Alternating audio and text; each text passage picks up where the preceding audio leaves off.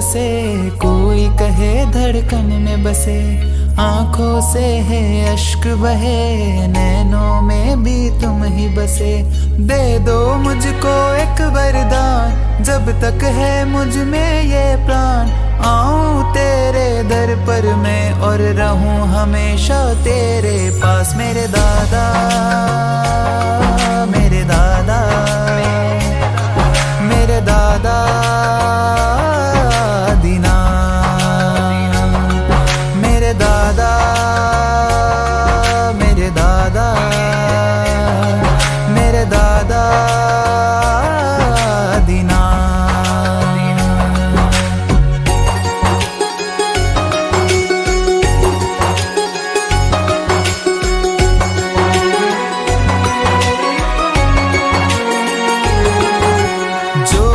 तुमको याद करे आते हो तुम उसके पास, जो भी तेरा नाम जपे रहते हो तुम उसके साथ।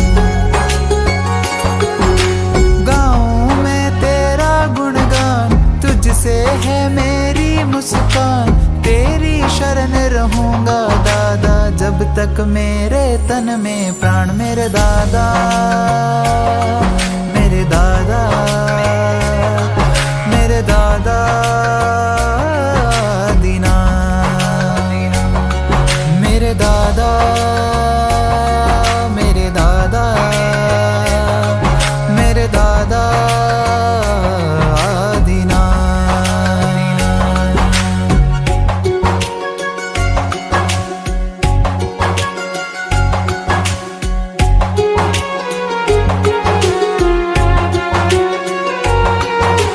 जब ना कोई साथ खड़ा था, आई मुझको तेरी याद। सुख में तुझको याद किया ना, दुख में दौड़े तेरे पास। झूठे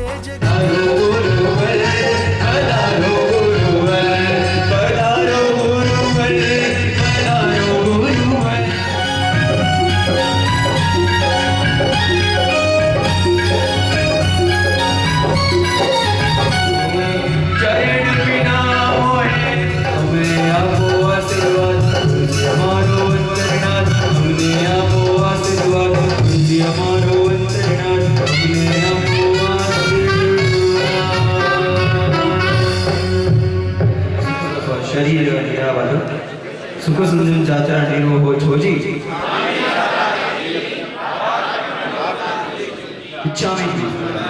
इच्छामी मासनो दिन दवन जैन सी आए सुख सदा जो गुरुदेव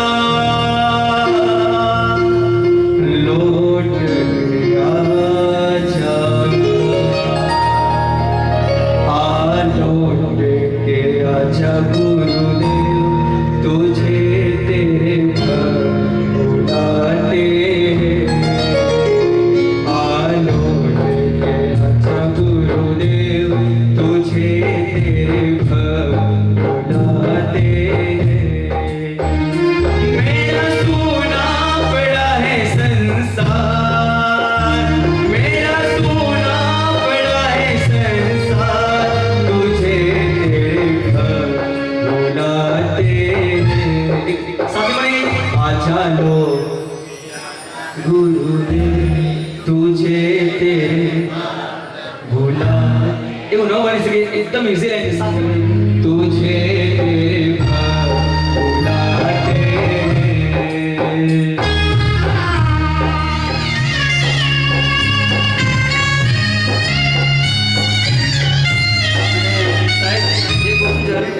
पसंद मिल जाती है सम टाइम लोग तो मिल जाते हैं एवरी टाइम पसंद मिल जाती है सम टाइम लेकिन गुरुदेव ये सब कह रहे हैं आप मिले वन टाइम हृदय में बस गए लाइफ टाइम से एना માટે થયું છે ઓ એક પલ હસના એક પલ है रोना कैसा है जीवन का खेला एक पल है हंसना एक पल है रोना कैसा है जीवन का खेला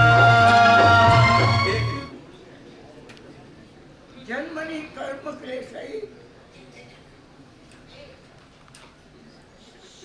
धनुबद्धस्मिन् यथा प्रयतितव्यम्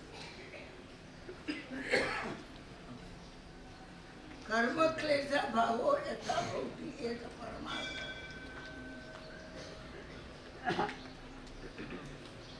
चरण तीर्थंकर आसन उतारी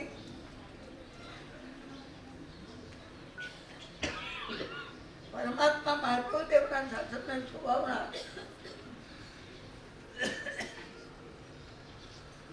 पूज्यपाद हनुमान स्वामी जी भगवान तत्वाष्टमी पहली कारिगरा की अंदर अत्यंत महत्वपूर्ण बात जो भी आपने बता दी है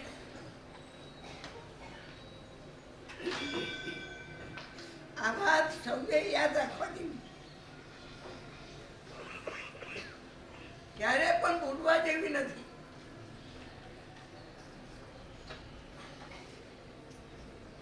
કારણ કે આપણું આયુષ્ય બહુ ઓછું છે અને ઓછા આયુષ્યની અંદર કંચન કામિની કુટુંબને ચાર કક્કાની અંદર ફરતા રહીશું ઘૂમતા રહીશું માનવ જીવન સફળ નહીં થાય દેવતા ગમે એટલા ઊંચા હોય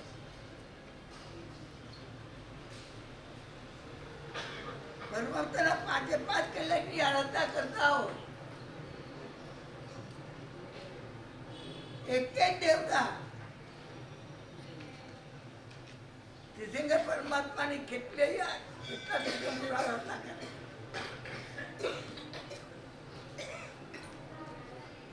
સાગરો પણ આયુષ્ય છે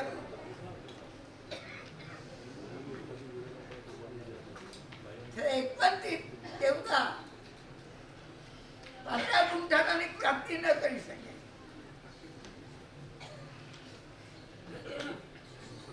મનુષ્ય દાદા છ ગુંઠાણાની પ્રાપ્તિ કરીએ દેવતા ગમે એટલો આરાધક હોય આરાધના શબ્દ કરમ બંધથી જોઈન્ટ છે પૂજાથી નહીં પ્રવચનથી નહીં કોનાથી ખરે મંદિર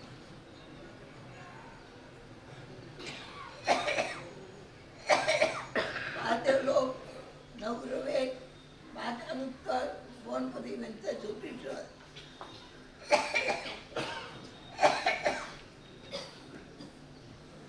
એ બધા દેવલોકની અંદર એક પણ દેવતા 5 ગુંઠાનું પ્રાપ્ત કરી નથી શકતા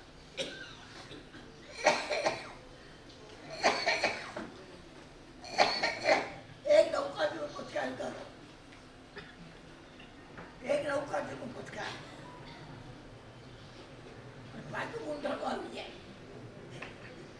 કેટલું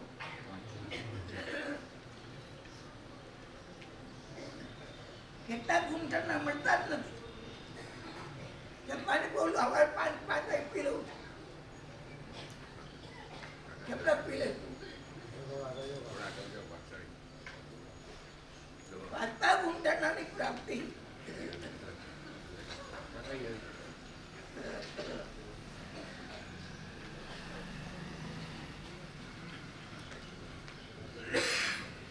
એક પચકાન લેવાથી થાય છે.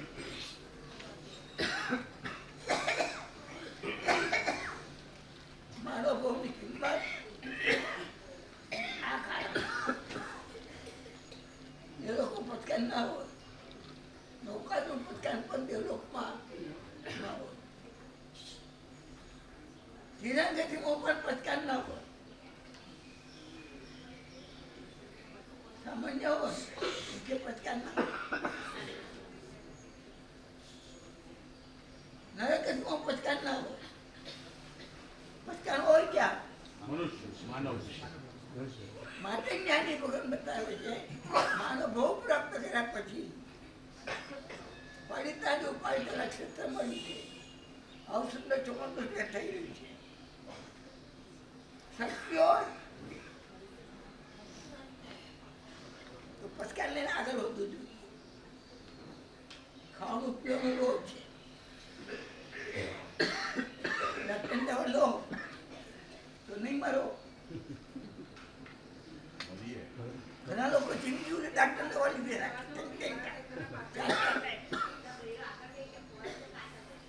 કેમ નથી કરતો? ડાક્ટર દવા લો. ડાક્ટર દવા મારતો ને કપ મારતો. માનવ ભાવની કિંમત ક્યાં? ડાક્ટર દવા લીધું નહીં મરવું. વિચાર કરે એમ કે ક્યાં ડાક્ટર દવા લો તો નંબર આવે બોલો દીકરા.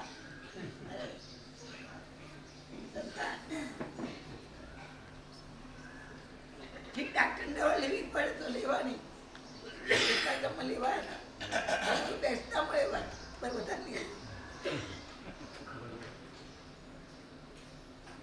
મારા ડાક્ટર દવા ચાલે છે. ડાક્ટર કે 3 કરી લેજો. 3 જણની 2 ટાઈમ દઉં. જ્ઞાની ભગવાન બતાવે છે માનવ જીવનને સફળ કરવું છે. આ સફળ કરવાનું લક્ષ્ય છે. જીવન સફળ બને.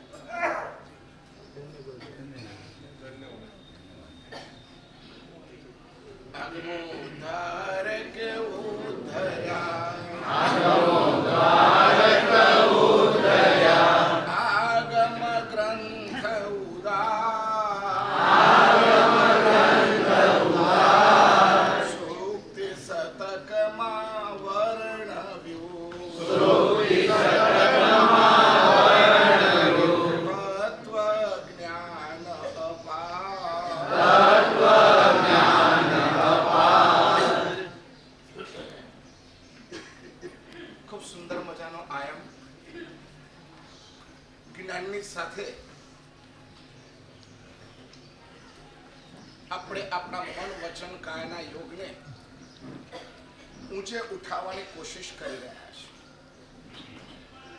પરિશ્રમ ગંધર્વ ભગવંતોએ કર્યો. પરિશ્રમ એમની પછીના આચાર્ય ભગવંતોએ કર્યો. પરિશ્રમ આગમોદ્ધારક શ્રીએ કર્યો. એક રોટલી અમારી પાસે આવે છે ને એની પાછળ એ ખેડૂતનો પરિશ્રમ છે. ત્યાર પછી એ બજારમાં ખેડૂત જેને આપી દે એનો પરિશ્રમ છે. કેટલા માણસોનો પરિશ્રમ છે. ત્યાર પછી અમારા હાથમાં ઘઉં આવે. ઘઉં આવ્યા પછી વળી પાછો એને દળાવવો પડે. દળીને આવ્યા પછી પાછો એને બાંધવો પડે. ત્યાર પછી એના લુવા પડે. ત્યાર પછી એ વણાય. ત્યાર પછી એ શેકાય. ત્યાર પછી એ ફૂલે. ત્યાર પછી અમારી થાળીમાં આંબેલ હોય તો ઘી ના ચોપડાય. આંબેલ ના હોય તો ઘી ચોપડાય. ત્યારે અમારા હાથમાં રોટલીનો બટુકો આવે. કેટલી બધી પ્રક્રિયામાંથી ગુજર્યા પછી રોટલી અમારા હાથમાં આવે છે. એવી જ રીતના કેટલા બધા પરિશ્રમ પછી આ જ્ઞાન અમારા સુધી પહોંચે છે. કેટલા દિગ્ગજ આચાર્ય ભગવંતોએ આ પ્રવાહને આગળ ધપાવતા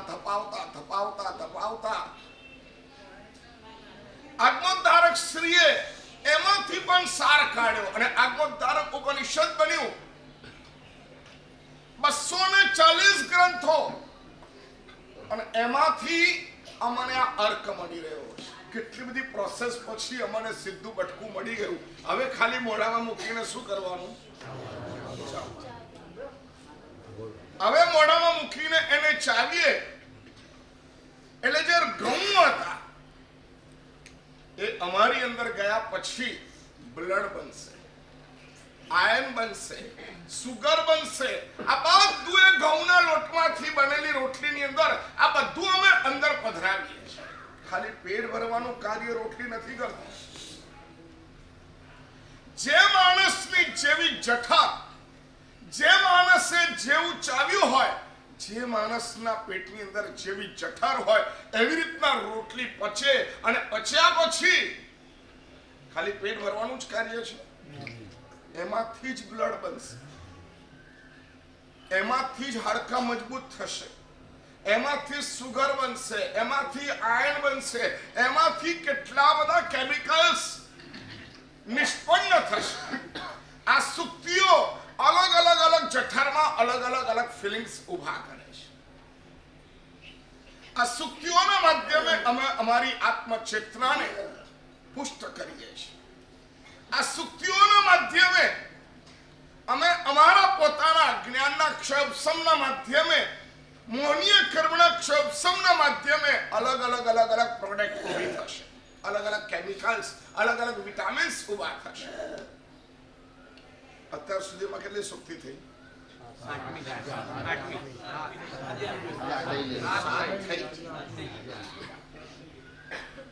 અહીં પૂછવામાં આવે ને કોને કઈ સુક્તિ ગમી, તો બધાને સાથે સાથ ગમી હશે, પરંતુ કોક સુક્તિ વધારે ટચ કરી જાય. જૈન ગીતાના માધ્યમે પ્રારંભ થયેલી અમારી આ સુક્તિ ગુણ ગ્રહણ શતક સુધી પહોંચી છે. ગુણોનું ગ્રહણ કરવું, જ્યાં પણ જે પણ ગુણ દેખાય એને ગ્રહણ કરી દેવા માટે શું પ્રોસેસ હોય. એક દ્રશ્ય અમારી પાસે આવ્યા પછી અમે એ દ્રશ્યને કેવી રીતના લઈએ છીએ એ અમારા ઉપાદાનના આધારે સુનિશ્ચિત થાય છે. એટલે અમારી યોગ્યતા. ઉપાદાન એટલે અમારો મોહનો ક્ષય, ઉપાદાન એટલે અમારો જ્ઞાનાવરની કર્મનો ક્ષયોપશમ, ઉપાદાન એટલે અમારા દર્શન મોહની કર્મનો ક્ષયોપશમ, જેને યોગ્યતા કહેવાય છે. ઉપાદાનનું બીજું નામ છે યોગ્યતા. કેવી ભૂમિ અમે તૈયાર કરી છે એના આધારે પાક નિષ્પન્ન થાય છે. નીચે વધારે પથરા હોય અને નીચે વધારે ભેજીલી જમીન હોય, નીચે ખારી જમીન હોય, આ બધાના આધારે અમારે ત્યાં રોપેલી વાવણી એ ખીલે છે. એવી જ રીતના ઉપાદાનના આધારે આ બધું ફળે છે. કેટલા બધા છે ને આપણે સાંભળી રહ્યા છે. સુક્તિ એક છે, આપણે બધા સાંભળી રહ્યા છે, પરંતુ બધાને અલગ અલગ અલગ અલગ અલગ ઇફેક્ટ થાય છે એ ઉપાદાનના કારણે. હરિભદ્ર સૂરી ભગવંત કહે કે બીજી બધી મહેનત જે થાય કરો, પરંતુ ઉપાદાન જો તમારું તૈયાર થયું હશે તો એક નાનકડો શબ્દ પણ કેવલ જ્ઞાન આપવા માટે સક્ષમ બને છે.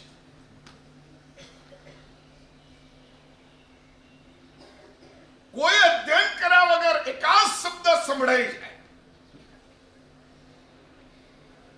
એના માધ્યમે પણ અમને કેવળ જ્ઞાન થઈ શકે છે. ઉપાદાન યોગ્ય બનવું. ગુણ ગ્રહણ શતકની ગઈકાલની પંક્તિ થોડીક ઓછી વિચારાઈ, પરંતુ બહુ માર્મિક એ પંક્તિ છે. થોડીક એની વિવેચના કરી દઈએ. ન દોષ નિંદને અવર્ણ. અવર્ણ વ્યક્તિ દોષ દર્શન નિદર્શન. અમને દોષ પ્રત્યે ઘૃણા ઓછી થાય છે, દોષી પ્રત્યે ઘૃણા વધી જાય છે. એમાં શું કામ કરે છે? જેને ભૂલ કરી એ ભૂલ પ્રત્યે અમને ઘૃણા ઓછી થાય, પણ જેને કરી એના ઉપર દ્વેષ અમારો વધી જાય છે. કેમ? એક માણસે ચોરી કરી તો ચોરી એ દોષ છે, પરંતુ અમારું દ્રશ્ય ત્યાં નથી જતું, પરંતુ આ માણસે ચોરી કરી. જ્યારે જ્યારે જ્યારે જ્યારે એ માણસ મળે ત્યારે અમે એને શું કહીએ? સાલો ચોર છે, સાલો ચોર છે, સાલો ચોર છે.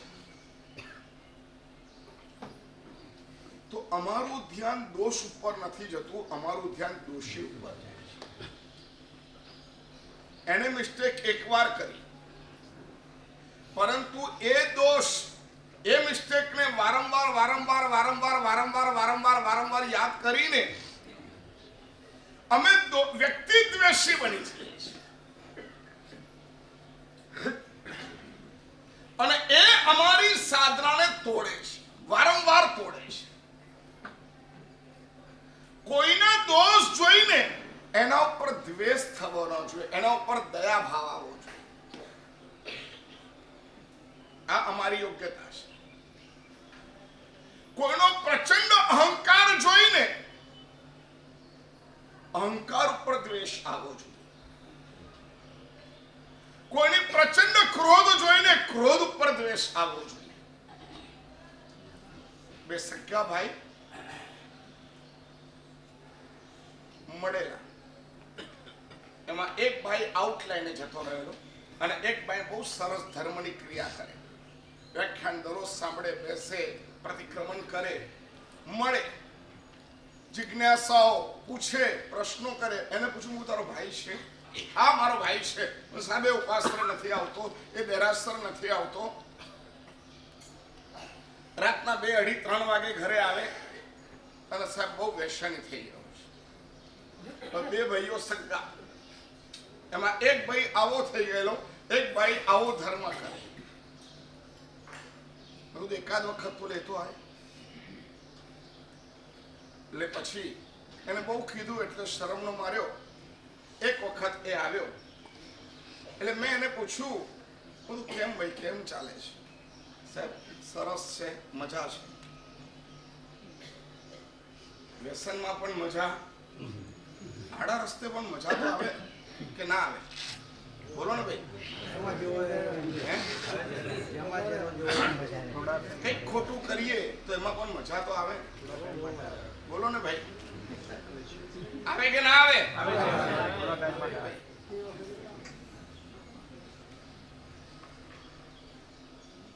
માણસને વ્યસનમાં પણ મજા આવે, આદતોમાં પણ મજા આવે, ઊંધી લાઈને પણ મજા તો આવે, કારણ કે એ મજા 5 ઇન્દ્રિયો પૂરતી છે. અને ઇન્દ્રિયોને તો વિષયોમાં મજા આવવાની જ છે. આવવાની કે નહીં આવવાની? ઇન્દ્રિયોને તો મજા આવવાની જ છે. જેનો આત્મચેતના જાગૃત થઈ હોય એવું કે આ ઇન્દ્રિયોના માધ્યમે બગડે છે મારો આત્મા, મારે આમાં મજા ન લેવાય. સ્થૂલભદ્ર 12 વર્ષ સુધી મસ્તીથી જીવ્યો છે. એટલે કીધું બસ મજા છે, શાંતિ છે, મજા આવે છે. પછી મેં ધીરે ધીરે ધીરે ધીરે એને મળવાનું ચાલુ કર્યું, આવતો ગયો.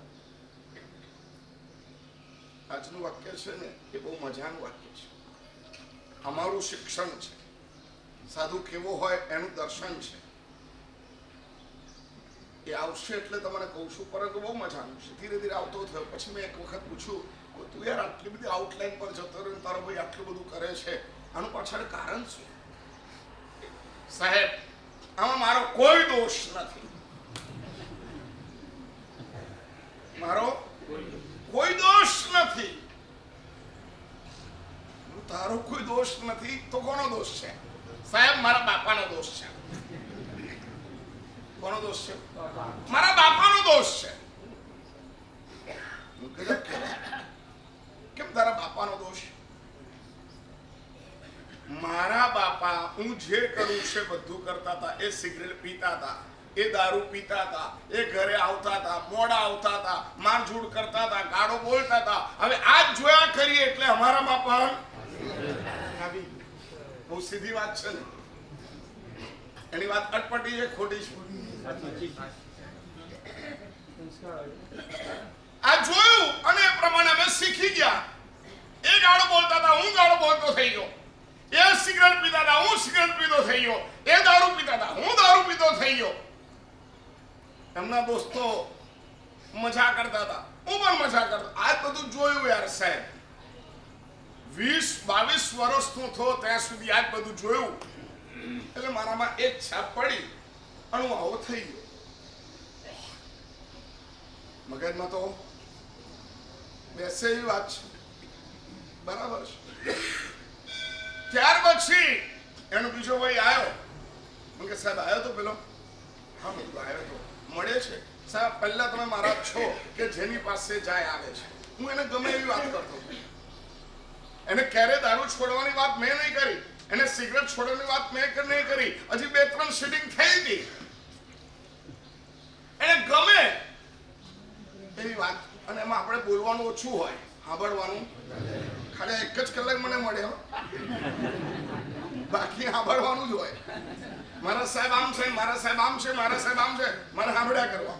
આ 1 કલાક બધું 24 કલાકનો અર્ક તમારી સામે મૂકી દેવાનો.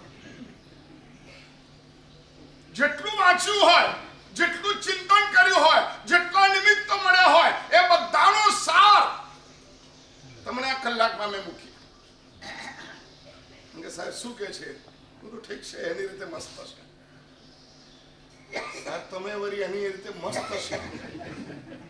હા મેં કીધું એની રીતે મસ્ત છે, હું મારી રીતે મસ્ત છું, તું તારી રીતે મસ્ત છે. આ દુનિયામાં રહેવા જેવું કેવું છે? ચાલ્યા કરે, બધું ચાલ્યા કરે. ચરય વેત્તિ, ચરય વેત્તિ, ચરય વેત્તિ, ચરય ચાય. બહુ ભાંજગડ નહીં કરવી. આપણી લિમિટ ઉપર ઉભા રહીને ભાંજગડ કરવી. એ લિમિટ થી આગળ વધીને જો ભાંજગડ કરવા ગયા તો એ તો સુધરે કે ના સુધરે, તમે તો પકડો. સૌ સૌની યોગ્યતા પ્રમાણે, સૌ સૌના ઉપાદાન પ્રમાણે સૌ એની મેળે આગળ વધે છે. આપણું જે ઇન્વોલ્વમેન્ટ હોય એટલું આપણે રાખવાનું, એમાંથી ચૂકવાનું નહીં. આપણી જેટલી ફરજ છે, આપણું જેટલું કર્તવ્ય છે, એટલા તો આપણે એમાં ઇન્વોલ્વ, એની ઉપેક્ષા ન થાય. બોલે કીધું સાહેબ ઠીક છે, આપણી પાસે આવે છે, ક્યારેક એને કહેજો, ક્યારેક એને આમ કરજો, ક્યારેક એને આમ કરજો. દોસ્ત આવે છે ને, મારે શું કરવું એ મને ખબર. ધર્મીજનો સલાહ બહુ આપે, સાચે કહું. જે ધર્મીજન હોય ને એનો સૌથી મોટો બાય પ્રોડક્ટ, સાઇડ પ્રોડક્ટ, દોષ દર્શન એનો ઉભા થઈ જાય. પેલો આમ કરે છે, પેલો આમ કરે છે, પેલો અલા ભાઈ તું શું કરે છે બોલને યાર. તમે જોજો ધર્મીજનની સૌથી મોટી માઇનસ આ કે એ જે કરે છે એના કરતા બીજો કોણ શું નથી કરતો એ વધારે લિસ્ટ રાખે. સાચી વાત છે મારી? અરે બોલો ને. તમારાથી થોડોક વધારે 1-2 કૌશલ કરતો હોય ને, તમે નથી કરતા, તમે આમ નથી કરતા, તમે આમ નથી કરતા, અલ્યા ભાઈ તમે કરો છો એ વધારે શુદ્ધ કેવી રીતના થાય એની વાત કરો દોસ્ત. કોણ શું નથી કરતું, આ જે ધર્મ કરે ને એની આ સાઈડ ઇફેક્ટ છે. શું છે? અને એટલા માટે તમારા ઘરમાં 5 માણસ વચ્ચે 1 માણસ વધારે ધર્મ કરે ને એ પ્રિય કરતા અપ્રિય વધારે બને છે. સાચી વાત છે? તમે આજથી સુધારશો. ધર્મીજન ઘરમાં પ્રિય બનવો જોઈએ, ધર્મીજન ગ્રુપમાં પ્રિય બનવો જોઈએ, ઇન્ટેલિજન્ટ બનવો જોઈએ. એના બદલે વેદ્યો બને છે, ચીકણો બને છે. બને છે ને? કેમ આવું? ધર્મીજન ઉપર આવો ઇન્કલાબ લાગવો ના જોઈએ. ધર્મીજન પ્રિય હોય, અરે યાર ઇન્ટેલિજન્ટ છે, પરંતુ ધર્મીજનની આ વિકૃતિ છે કે માણસ બીજા બધાના દોષો કાઢ્યા કરે અને દોષો કાઢીને એને નીચો સાબિત કર્યા કરે.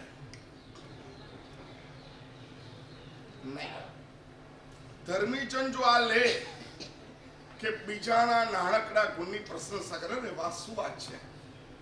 ભલે એને જાણતા અજાણતા થોડોક સારું કરી દીધું હોય, અજાણતા પણ અથવા એની તબિયતના કારણે, શું વાત છે. તું આ નથી કરતો, બહુ સરસ વાત છે યાર, મજા આવી ગઈ, બહુ સરસ, આનાથી તારી હેલ્થ સારી રહેશે, આનું તારું માઇન્ડ સારું રહેશે, પછી આત્માની વાત કરો. કોઈને સીધી આત્માની વાત પછી એમ નથી. એટલે મેં પેલાને કીધું કે ભાઈ આવે છે, જાય છે, સરસ સાહેબ, એને સમજાવજો. સારું, જીત હાથ થઈ. પછી મેં એને પૂછ્યું, તો એક વાત કરું, તું આટલો ખરાબ, પેલો આટલો ખરાબ, અને તું આટલું સારું કરે છે, એનું કારણ શું? સાહેબ, મારા પપ્પા. પ્રશ્ન તો હવે મજા આવી. પેલો કે છે મારા બાપા સિગરેટ પીતા હતા એટલે હું પીવું છું, દારૂ પીતા હતા એટલે હું દારૂ પીવું છું, ગાળો બોલતા હતા એટલે હું ગાળો બોલું છું, એ ખરાબ કરતા હતા હું ખરાબ કરું છું. આ તો મગજમાં બેસે. તું સામાયિક કરે છે, ઉકાળજી કરે છે, બેસનો દૂધ બચકા નથી કરતો, ઉકાળેલું પાણી પીએ છે, રાત્રિ ભોજન ત્યાગ કરે છે.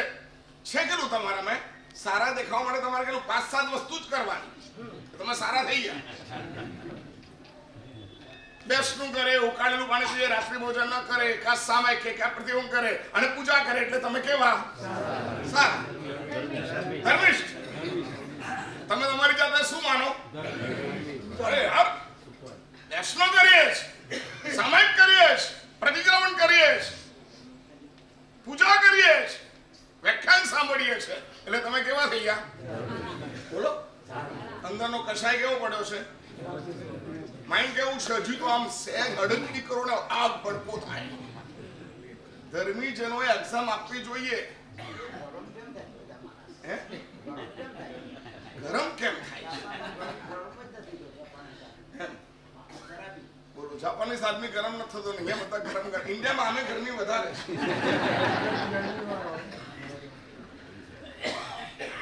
ધર્મનું અજીબ ના છે. હું સારો છું, આવો અહંકાર જેટલો હોય એટલો એ માણસ ગરમ વધારે. હું સારો છું એવો અહંકાર જેને વધારે હોય એ માણસનું દિમાગ વધારે ગરમ થાય. એટલે મજાના શબ્દો છે. દીન ક્રૂર ને ધર્મ વિહૂણા, દેખી દિલમાં દર્દ. આ ધર્મીજનનું લક્ષણ છે. કેટલું બધું સમજે છે, એની પાસે કેટલી બધી તાકાત છે, કેટલો બધો અવસર છે, નથી કરી શકતો યાર. પરમાત્મા એને સદબુદ્ધિ મળે એના માટે હું આજે એકાશ્રમ કરું. આ ધર્મીનું લક્ષણ છે. એના માટે હું એક નોકરવાળી ગણું. દિલમાં દર્દ રહે. મારા સ્વજનો ધર્મ નથી કરતા, આ એક ઉપવાસ એના માટે, આ એક દેશનું એના માટે મૌન સાધના થાય છે. બોલકી સાધના કરતા મૌન સાધનાનું વજન 1000 કિલો વધે છે. કેટલું વધે છે? 1000 કિલો. મૌન સાધના કરો, કોઈને ખબર ના પડે કોના માટે તમે શું કર્યું. પેલાએ કીધું મારા પપ્પાના કારણે. મારા મનમાં થયું એના પપ્પા હારા હતા કે ખરાબ હતા? બે દીકરા આવું કહે છે. કેવી રીતના ભાઈ તારા પપ્પાના કારણે? સાહેબ, મારા પપ્પા છે ને સંગતના કારણે એવી આઉટલાઈને જતા રહ્યા હતા જેના કારણે એમને બધા જ વ્યસનો ચાલુ કર્યા. અને એ જ્યારે વ્યસન કરીને આવે અને પછી ઉઠૂઠ બોલે, ગમે તેમ કરે, મારકૂટ કરે, ગાળો બોલે, આવું બધું કરે ને, દરેક વખતે મને વિચાર આવ્યા કેટલું બધું ખરાબ થઈ રહ્યું છે. જિંદગીમાં મારે ખરાબ લતે લાગવું નથી, અને એટલે મેં મારી જાતને એમાંથી બહુ દૂર રાખી. અને દૂર રાખી એટલા માટે મને સદગુરુ મળ્યા, એટલા માટે હું આ ધર્મ કરું છું. સમજ પડી? આ બંનેમાં સમજ પડી? બોલો ભાઈ, સમજ પડી કે ના પડી? પપ્પા એક, દીકરા બે. પપ્પા એક, દીકરા બે. બંને જણે પપ્પાનું સ્વરૂપ તો એક જ કીધું. પેલો પણ સાચો, આ પણ સાચો. બંને જણે પપ્પાનું સ્વરૂપ એક જ કીધું, પરંતુ ઇફેક્ટ શું થઈ? ઇફેક્ટ શું થઈ? એક જ થઈ કે અલગ અલગ થઈ? એકની પોઝિટિવ, એકની નેગેટિવ. કેમ એવું? કેમ એવું? એકને દોષ જોયા અને એકને દોષી જોયા. ખબર પડી ગઈ? જો તમે દોષ જોશો તો તમે દૂર રહેશો અને દોષી જોશો તો તમને પકડામાં આવશે. એટલા માટે અમારે ત્યાં એ બતાવ્યું, ના દોષ નિંદને અવર્ણ. દોષની નિંદા કરવી જેટલી થાય એટલી કરવી. ક્રોધ ખરાબ, માયા ખરાબ, માન ખરાબ, લોભ ખરાબ, આની નિંદા કરવી. પરંતુ આ કશાયો જેનામાં હોય એની નિંદા નહીં. વ્યક્તિની નિંદા અમને પણ દોષી બનાવે છે. લગભગ આપણા જીવનમાં એ ઘટના ઘટે છે કે અમે વ્યક્તિ નિંદક બની ગયા છીએ. દોષ નિંદક કરતા કરતા વ્યક્તિ નિંદક બની જવાથી એ દોષ અમારામાં જાગૃત થાય છે. એ દોષ અમારામાં આવે છે. અમારામાં બધા સંસ્કારો છે. અનાદિકાળની આ સંસારની રજત પાટમાં બધા સંસ્કારો અમારી અંદર પડેલા છે. પરંતુ દોષ દ્રષ્ટિ ન હોય તો એ સંસ્કારો જાગૃત ન થાય. અને વ્યક્તિ દ્વેષી હોય તે બધા સંસ્કારો અમારામાં જાગૃત થાય. કોઈ ગાળ તમને આપે, તમારે શું કરવાનું? શું કરવાનું? શું કરવાનું બોલો? છાણી ગામમાં અમારું સંસારી ગામ, અને ત્યાં ચંદ્રશેખર મહારાજ સાહેબે વ્યાખ્યાન શરૂઆત પહેલી વાર ત્યાંથી કરી અને એમાં પ્રવચન કરે અને ધારદાર એમના પ્રવચનો આખું ગામ ઉમટે. સરસ પ્રવચનો થાય. એમાં એક વખત એમને એવું કહી દીધેલું કે ભાઈ તમારે તમારું કામ કરવાનું. કોઈ ખરાબ બોલે તો એક થેલીમાં લઈ લેવાનું અને તારે નદીમાં જઈને પધરાઈ દેવાનું. અને આવું ત્યાં આગળ બહુ નાનકડી 7-8 વર્ષની છોકરી હતી, એને સાંભળી લીધું, મગજમાં આવી ગયું. અને ત્યાર પછી શું થયું, એક વખત એ છોકરી સ્કૂલેથી છૂટી હશે અને ત્યાં આગળ એક તળાવ છે, તળાવની પાસે થઈને નીકળતી હતી. એમાં એક ભાઈ એને કોઈક મળ્યા. એ શું કરે છે? કોઈ નાનો છોકરો. અને એને આવું કહેવા માંડ્યું. પછી કંઈક બોલવા માંડ્યો, ગમે તમે લોકો આવા ને, તમે લોકો આવા ને, તમે લોકો આવા ને. એટલે એને શું કર્યું, એને સ્કૂલ બેગમાં એક થેલી હતી, થેલી કાઢી અને ત્યારે પછી આમ ખોલીને આમ ઊભી રહી. પેલો ઓર ગરમ થાય ને, સાચું બોલો તો શું થાય? કેટલીક વખત આપણે લોકો છે ને એમને હળી કરીએ. પેલો ગાળો બોલવા માંડ્યો, ગમે તેમ બોલવા માંડ્યો. તમારા ગુરુ આવા, તમારો ધર્મ આવો, તારો બાપ આવો, તું આવો, આમ બધું બોલવા માંડી પડે. પેલી 8 વર્ષની થેલી ખોલી અને પછી આમ ઉભી રહી. આમ નીચે નજર કરીને બસ પેલું બોલે જ જાય અને પેલું આમ કરે જ જાય. પેલું ઓર ગરમ જા. છેલ્લે ક્રોધ કંટાળ્યો, ક્ષમાના કંટાળે, ક્રોધ કંટાળ્યો. જા, તમારા જેવા કોણ થાય? એમ નીકળી ગયો. અને નીકળી ગયા પછી પેલી જે 8 વર્ષની બેબી હતી ને, એને શું કર્યું, એ થેલી આમ ઊંધી કરી અને આ પાછો શું કર્યું ત્યાં? આ શું કર્યું તે? અરે કશું નહીં કર્યું. તમે જે બધું ગંદુ ગંદુ બોલ્યા ને આમાં ભરી દીધું અને ત્યાર પછી આ ગંદુ ગંદુ બધું નદીમાં, આ તળાવમાં ફેંકી દીધું. હવે પેલાની હાલત શું થાય? શું થાય બોલો? કાપો તો એને કીધું, યાર તમે લોકો આવું બધું ક્યાંથી શીખી લાયા? એક સદગુરુની વાત. એ છોકરી પછી મોટી થઈ, ત્યાર પછી એને દીક્ષા લીધી. અને એ છોકરી એટલે અત્યારે અહીંયા બેઠેલા લક્ષ ગુણાશ્રીજી મહારાજ અમારા બેઠા છે. ગુરુ મહારાજના બેન મહારાજ સાહેબ છે. ચંદ્રશેખર મહારાજ સાહેબ આવું કીધું અને થેલી લઈને ઉભા રહ્યા, પછી થેલી ઊંધી કરી નાખી. તે વખતની થેલી હજી હંગરી રાખી. આજે તારે ખોલી દે અને જરૂર પડે તારે આ સહજ યોગ છે ને બહુ મજાનો છે. નિર્દોષતા એ જીવનનો બહુ ઊંચો પાઠ છે. નિર્દોષતા એ જીવનનું ઘરેણું છે. દોષીને ગાળ નહીં દેવાની, દોષથી દૂર રહેવાનો પ્રયાસ કરવાનો, એનાથી ગુણ ગ્રહણ થાય છે. બાપ એક છે, દીકરા બે છે, વિઝન બે ક્રિએટ થયા. એક બાપ બે આદર્શ આપી શકે? આપી શકે. તમારી યોગ્યતા જેવું હોય એવું તમે જુઓ.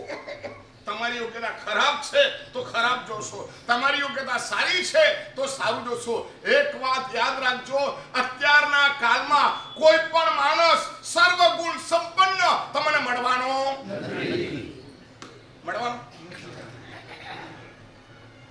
સાગરચંદ્ર આટલો સારો ને આટલો ખરાબ, હા રાઈટ છે. અશોક સાગર પણ આટલા સારા આટલા ખરાબ, રાઈટ વાત છે. અરે મનોહર કીર્તિ સાગર સુરી મહારાજ આટલા સારા આટલા ખરાબ. અમારા સંઘ સ્થળ દ્વારસ સાગર સુરી મહારાજ, તમારે એક જ વ્યક્તિમાં દોષ જોવો હોય તો દોષ મળે ને મળે, અને ગુણ જોવો હોય તો ગુણ મળે ને મળે. ખૂબ અરુમુદ ના ખરું છે. આ બધા સાથી ભગવંતો 93 વર્ષની ઉંમર છે. કેટલી? 93 યર્સ. અને છતાં પણ એ પ્રવચનમાં આવે અને પ્રવચનમાં અડી 3 કલાક સુધી 3 ટાઈમ વખત આવીને બેસે. ગુરુદેવ શ્રી પધારે, ટેકા વગર બેસે. ઘણીવાર મેં એમને કીધું સિંહાસન જેવું બનાવી આમ શાંતિથી બેસાય. કેટલા થયા ખબર છે? 81 વર્ષ. છતાં પણ હજી માર્મિક બોલી શકે. આજે એમને વાત કરી, બહુ માર્મિક વાત કરી. દેવતાઓ આટલું બધું કર્યા પછી પણ 4થા ગુણસ્થાનકથી 5મા ગુણસ્થાનક નથી જઈ શકતા. સિદ્ધ શિલાથી આટલા નજીક હોવા છતાં પણ એક ગુણસ્થાનક વધી નથી શકતા. શાશ્વત જિનાલયો, અરે ભાવ તીર્થંકર એમને મળે અને એમના કલ્યાણ કરવા માટે મેરુ પર્વત ઉપર જાય. આટલું બધું હોવા છતાં પણ એક ગુણસ્થાનક નથી કરી શકતા. આજની આ વાત એમને કરી. અમારે વ્યક્તિ દ્વેષમાંથી, વ્યક્તિ દોષમાંથી બહાર નીકળવું જોઈએ. ગુણ એનું સ્મરણ કરવું જોઈએ. તેરે ગુણ કી જપો જપ બાલા અહનિશ પાપ દહુ. કાઢનારે તો ભગવાન મહાવીર માટે પણ દોષો કાઢ્યા છે. ભગવાને સુલસાને ધર્મલાભ કેમ કીધો? કંઈક ને કંઈક છે. બોલનારા પણ છે. ભગવાન મહાવીરે માંસાહાર કર્યો એવું પણ કહેનારા છે. ઓળાપાક ખાધો ત્યારની વાતમાં આવું પણ છે. દોષને જોવા જશો, દોષીને જોવા જશો તો એક માણસ એવો નહીં મળે કે જેનામાં કોઈ પણ પ્રકારનો દોષ ના હોય. અમારી દ્રષ્ટિ ચેન્જ કરવી જોઈએ. વ્યક્તિના માટેના દ્વેષ. અમારે ત્યાં દ્રઢ પ્રહારી પરમાત્માની પાસે ગયા અને પરમાત્માની પાસે જઈને કીધું, પરમાત્મા મેં આટલી હત્યા કરી છે, મને પ્રાયશ્ચિત આપો. દોષ કરનારો ક્યારે એમાંથી બહાર નીકળી જાય ખબર નહીં પડે, પણ એના ઉપરનો દ્વેષ, એના ઉપરનો વ્યક્તિ દ્વેષી એ માણસ અમારી પાસે તો અમને લોસ કરશે. વ્યક્તિ નિંદા કર્યા કરી પરમાત્મા એને પ્રાયશ્ચિત આપે. શું ખબર છે? આ પ્રાયશ્ચિત કરવાનું છે, તને યોગ્ય લાગે એવી રીતના કરજે. અને એને કેવું પ્રાયશ્ચિત કરી ખ્યાલ છે ભાઈઓ? દ્રઢ પ્રહારીએ 4 હત્યા કર્યા પછી એનું પ્રાયશ્ચિત કરવાની વાત કરી, તો એનું પ્રાયશ્ચિત એને કેવી રીતના કર્યું ખ્યાલ છે? જે નગરમાં એને આવું ખરાબ કર્યું તું એ નગરમાં ગયા. એ નગરને 4 દરવાજા હતા અને સૌથી વધારે પરિચિત જે દરવાજા પાસે લોકો એને ઓળખતા હતા ત્યાં ઉભો રહ્યો. જ્યાં સુધી મને જોઈને કોઈ મારું પાપ યાદ કરાવે ત્યાં સુધી મારે અહીંયા જ ઉભો રહેવાનું.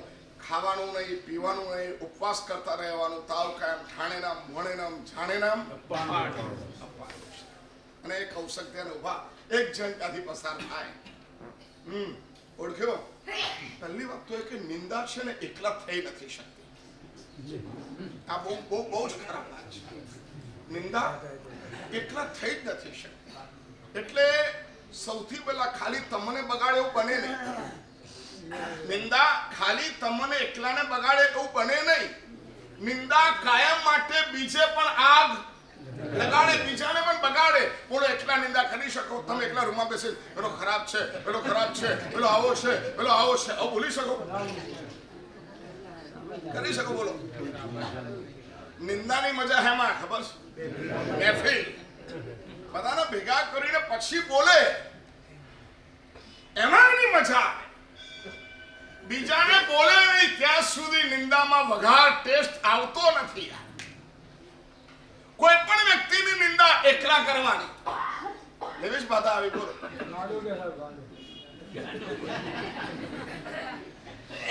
કહેનારા તો આવું ન કરો તોય કે વ્યક્તિ નિંદા એની મજા જ અલગ છે. નિંદા કરવાની પણ લિજ્જત છે. બે ત્રણ જણ હોય પછી કે સાંભળ્યું? કોઈ પણ માણસ તમને કે હે ખબર પડી કે નહીં? આવું કે સમજી લેવાનું. હવે હું આવવાનું ખબર પડી? નો ટોપિક, કરંટ ટોપિક, હેડલાઇન. ત્યાં ગાડી આવું થયું. હો, આખી ધર્મશાળા ખાલી કરાઈ, બીજી ધર્મશાળામાં ગયા, ત્યાં ખાલી કરાઈ, આમ થયું, તેમ થયું, અહીંયા આવું થયું, અહીંયા આવું થયું. અહીં બહાર તમે તલેટીએ નીચે ઉભા રહો છો, મજા આવે. મજા આવે. આખા પાલિતાનાની પટલાઈ તમને તલેટીએ જોવા મળે, એકદમ નજીક શત્રુંજય.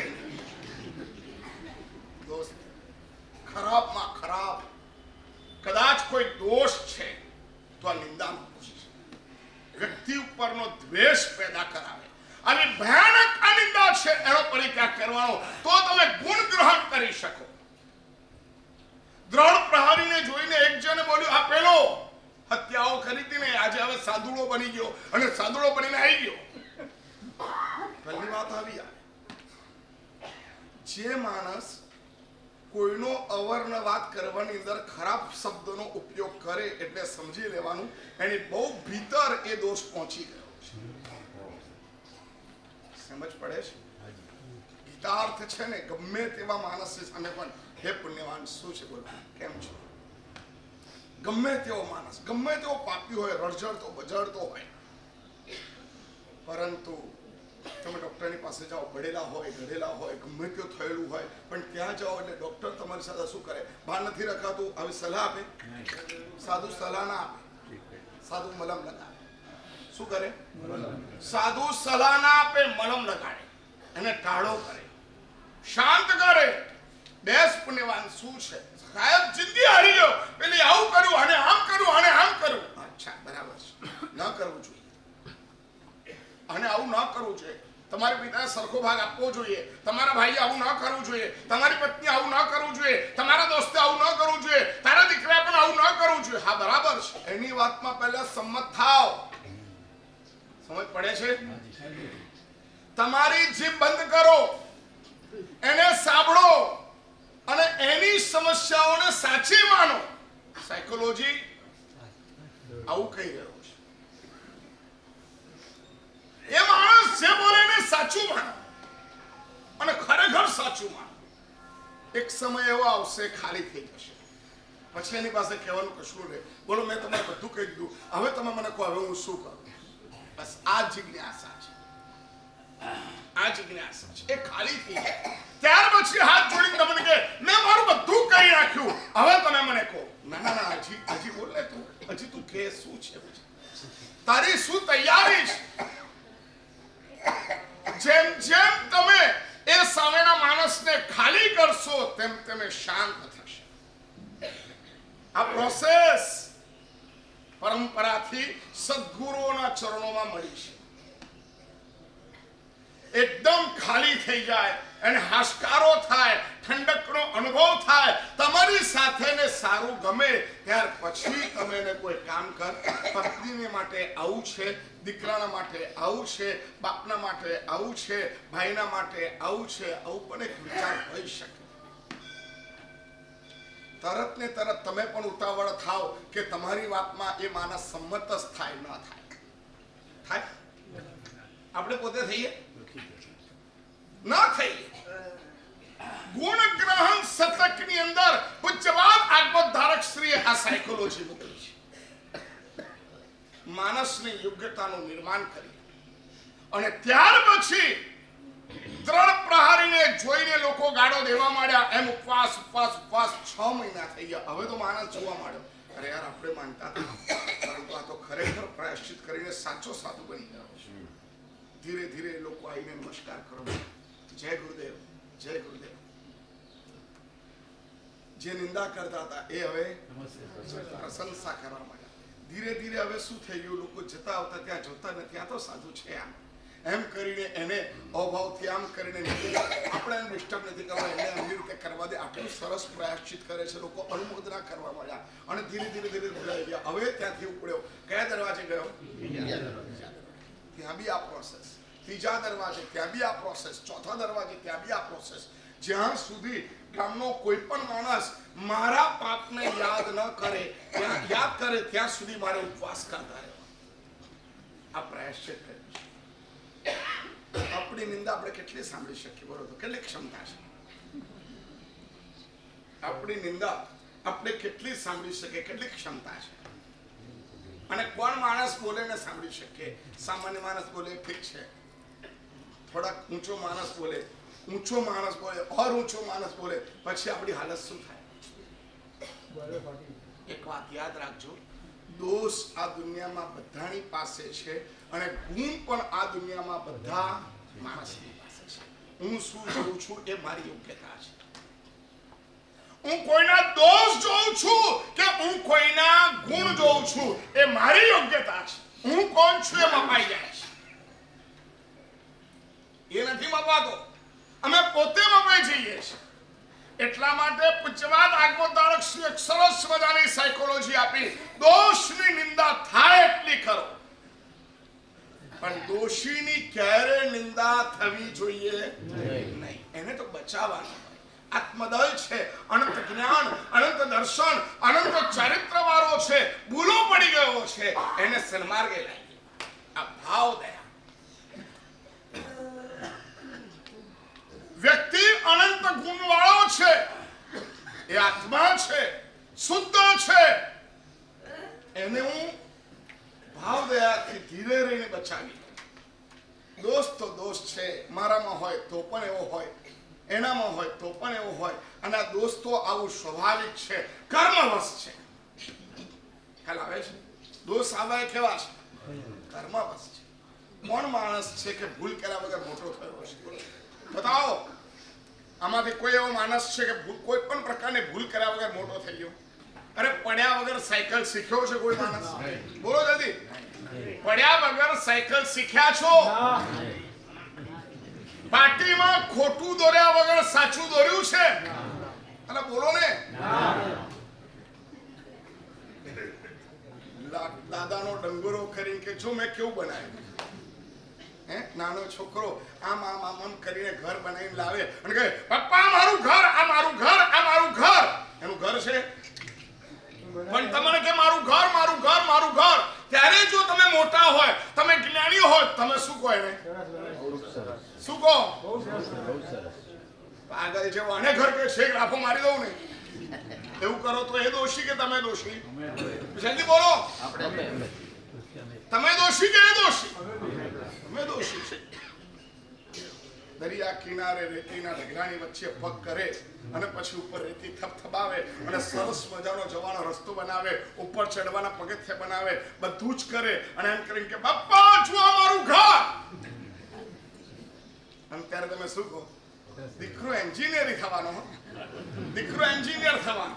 શું મસ્ત તે ઘર બનાવ્યું છે, હા સરસ, આ તારું ઘર છે.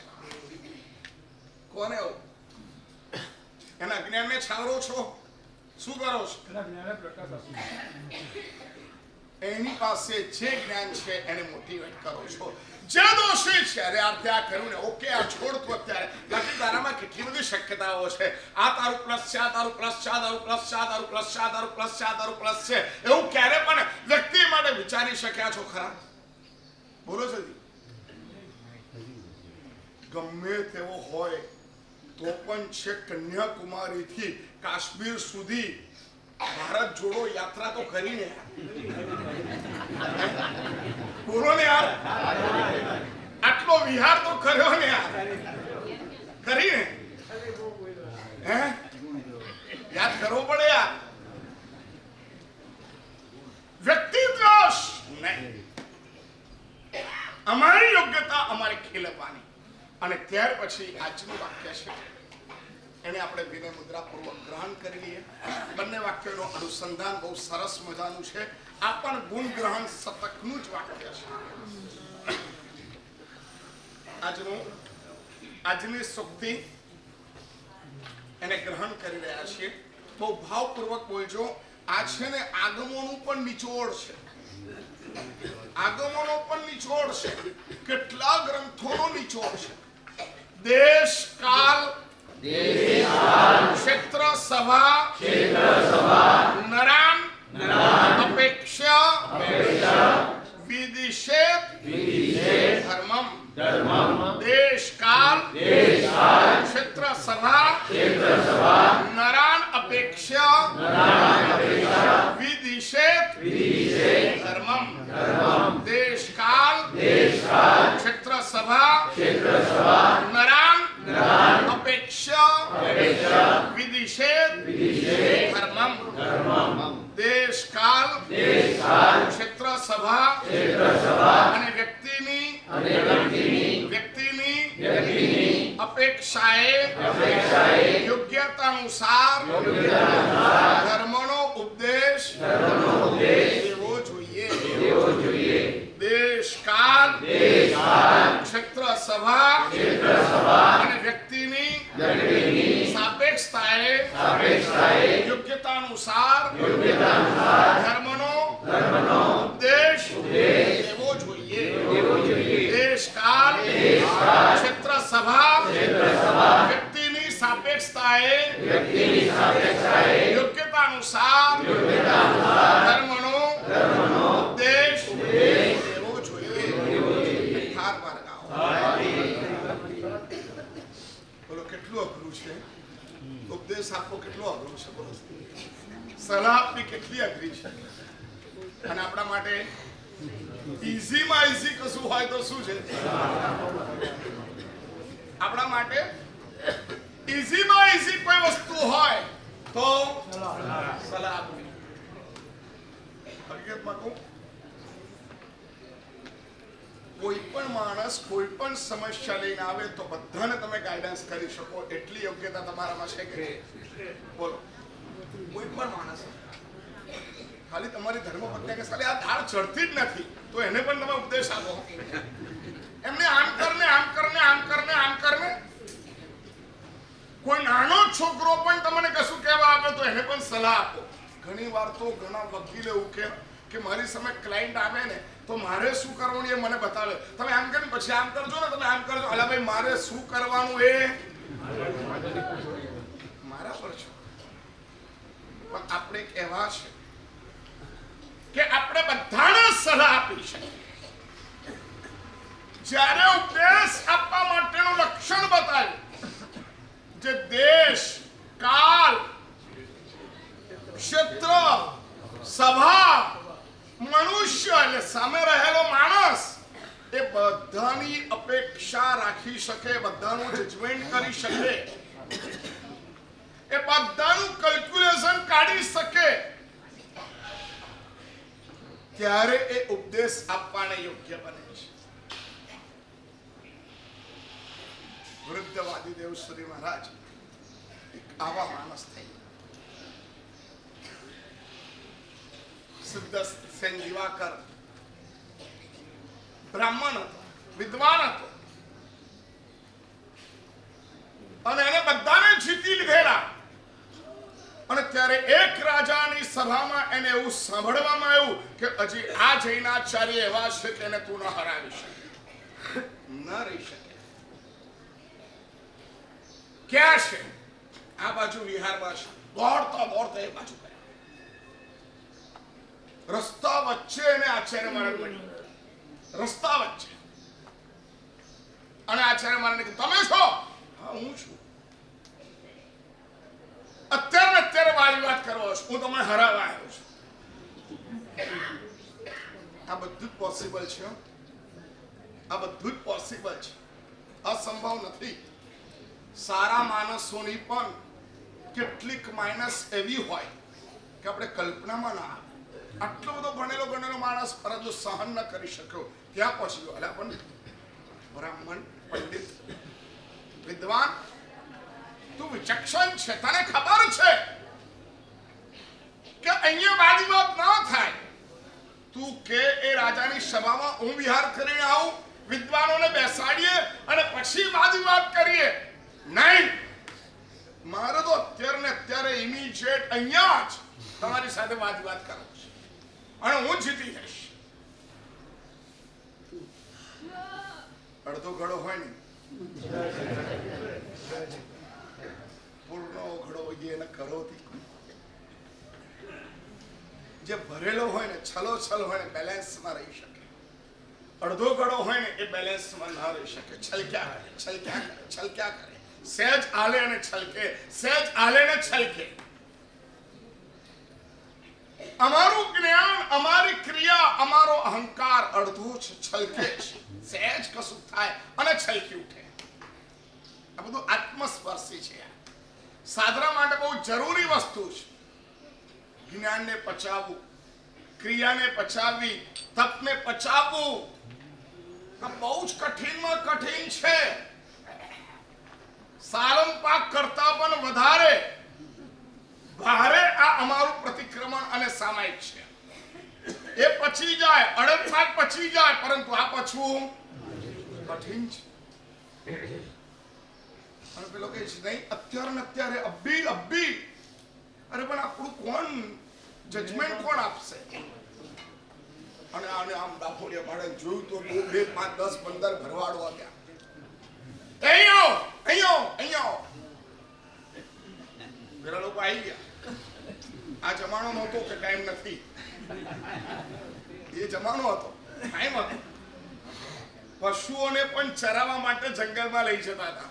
અહીંયા હગી માને ખવડાવવાનો ટાઈમ નથી. અને ત્યાં પશુઓને ખવડાવવા માટે 4 કલાક જતા હતા. અને સરસ જ્યાં ઉગેલું હોય એની તપાસ કરીને આવે ને ત્યાં પશુઓને લઈ જાય, ત્યાં ખુલ્લા મૂકે, ત્યાં ખવડાવે. પશુઓ પણ એનું કયું માનતા હતા.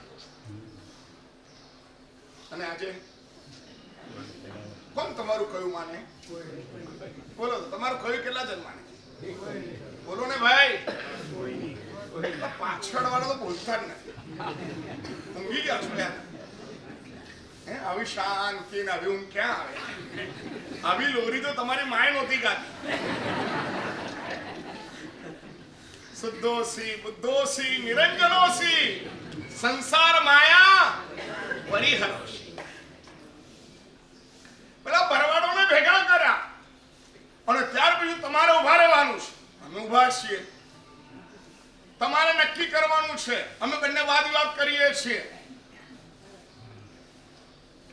કોણ સાચું છે અને કોણ ખોટું છે તમારે નિર્ણય લેવાનો છે. પેલો ભરવાડો, મને કશું આવડતું નથી, અમે નિર્ણય એનું કરીએ. તમે તો બે પંડિત છો, વિદ્વાન છો.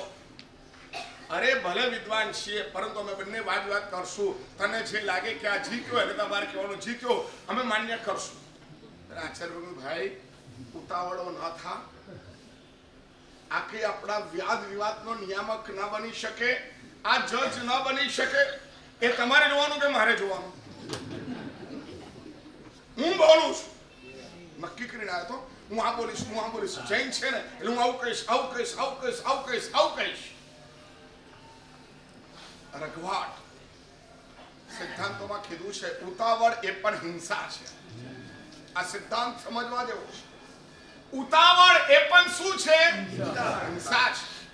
હજી સર્વમંગલ થાય, પ્રશ્નોત્તરી થાય, એની પહેલા પ્રભાવના લેવા માટે ઉઠીને દોડવું એ શું છે? જલ્દી.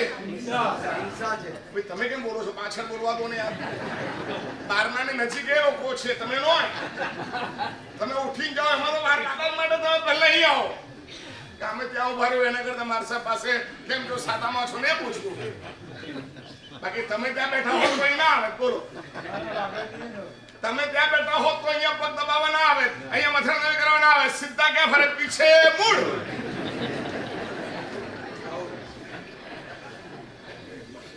ઉતાવળ કરવી એ પણ હિંસા છે. તમને ખબર છે, હું વ્યાખ્યાન વાંચતા 8:15 5 કમ થાય, મને કેવી રીતે ખબર પડે? બોલો. આ ઘડિયાળ જોવાની જરૂર નથી, મને કેવી રીતે ખબર પડે?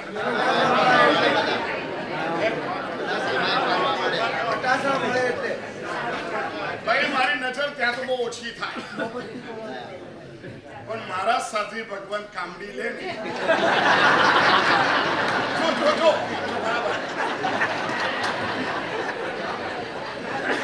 ઉપકારી છે, ઉપકારી છે. હું ક્યારેક ઘડિયાળ ભૂલી નહીં આવું ને તો પણ ખબર પડી જાય કે 8:15 5 કમ છે. હવે મારે 5 મિનિટમાં પેલું વાળી દેવાનું છે. મેચ ઓવર, પૂરું થઈ ગયું. દોસ્ત, ક્યાં આપણે કેટલો સમય ગુમાવ્યો છે.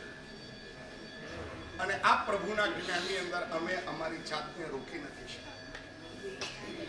ઉતાવળ કરીને અમે બીજાને પણ ડિસ્ટર્બ કરીએ. શું નહીં જાય, શું જતું રહે. સિદ્ધસેન ન સમજી શક્યો અને એને કીધું તમારે નિયામક બનવું જ પડશે.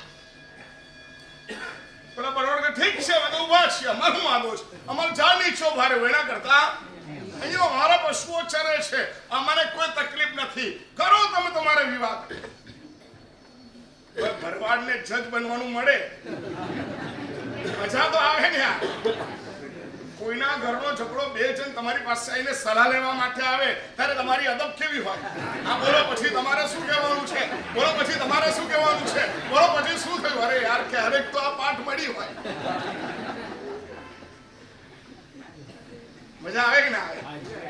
કેટલા છીંછરા છીએ યાર આપણે. 2 માણસ પૂછવા આવે એમાં તો અમે ફુગ્ગાની જેમ ફૂલે છીએ, જેમાં એની કોઈ ચાંચ ના ડૂબતી હોય. એની પાસે જે તમારે જરા સલાહ લેવાની છે. અને આવું છે બોલે ને સામે વાળો ત્યારે મજા આવે. ફોટોગ્રાફરને કહું હવે આની સામે ફોકસ કર, બોલો બોલો બોલો, શું બોલું છું, બોલો શું કહેવું છે તમારું.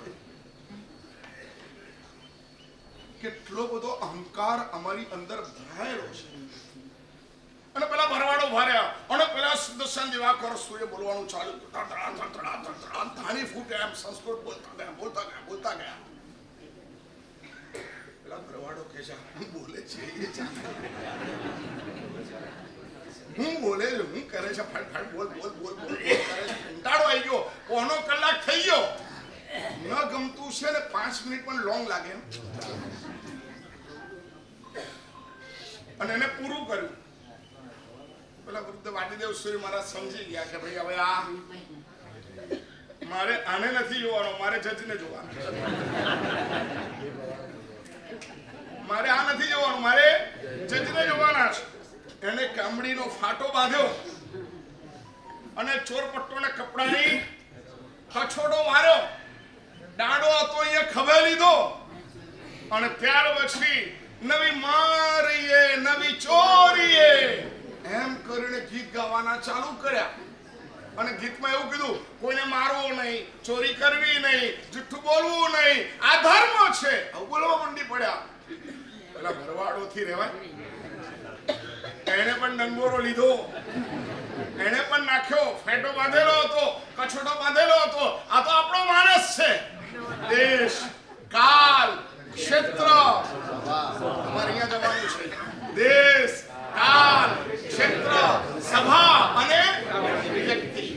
આ બધું કોણ સમજી ગયું?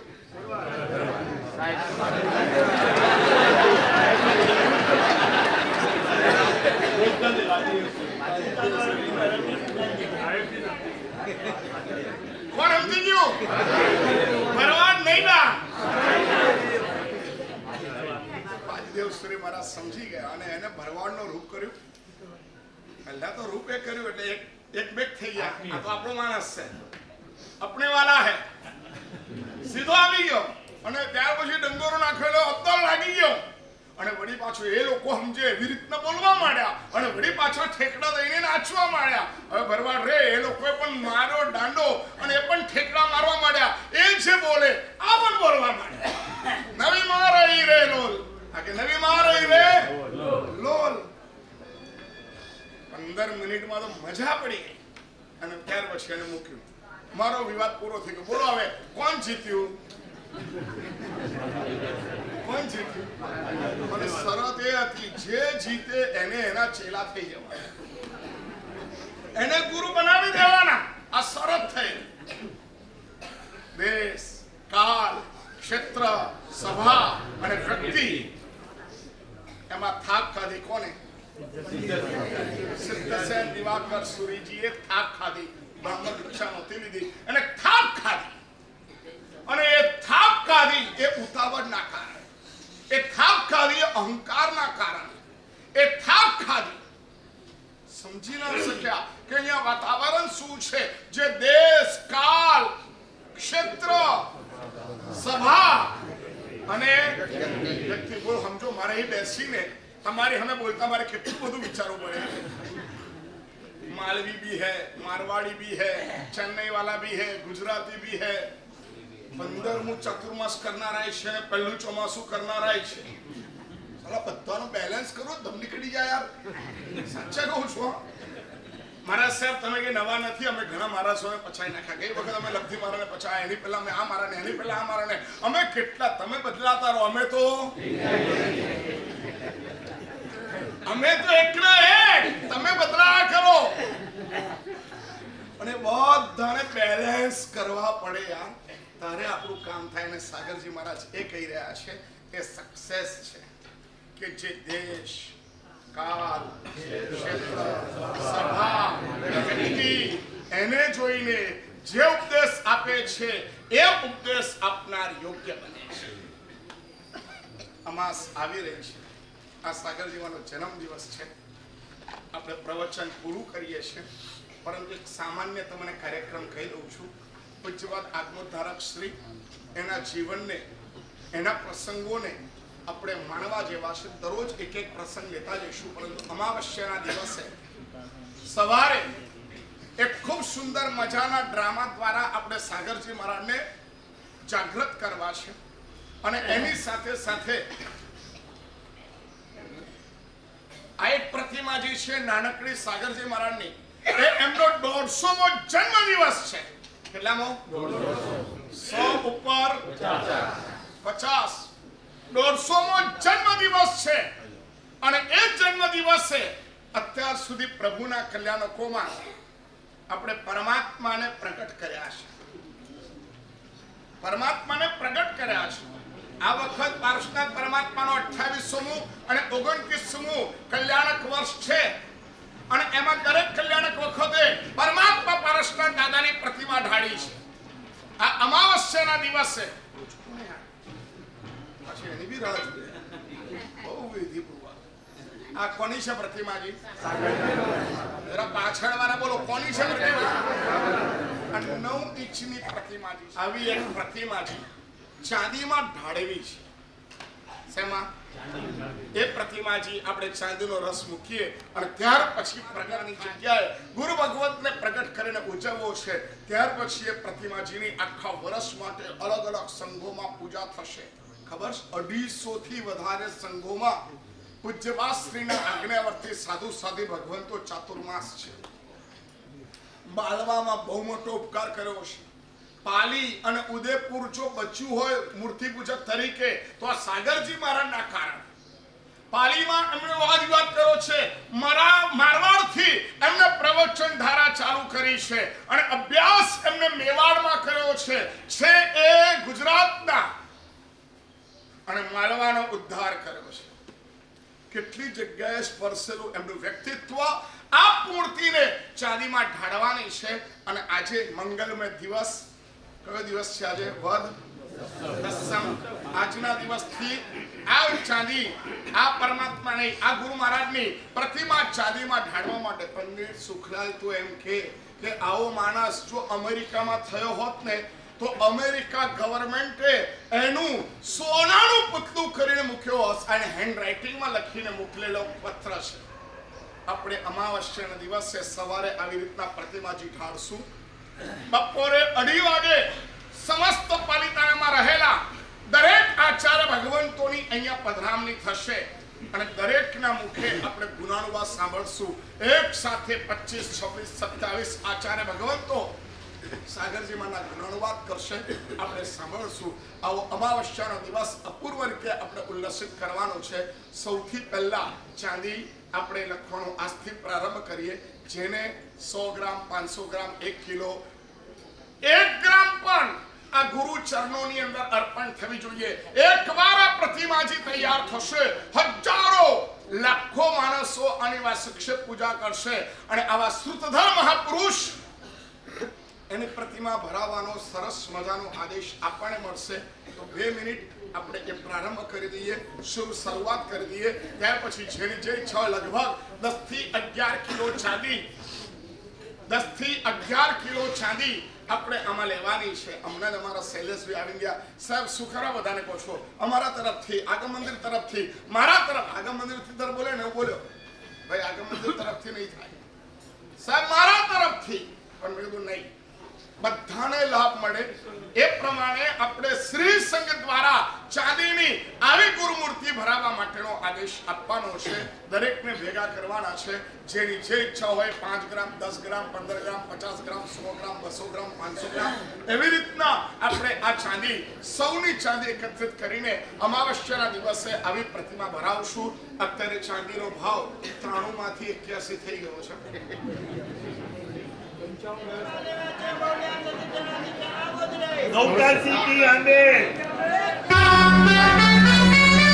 ગ્રામ સુરેખા આઝાદ જૈન.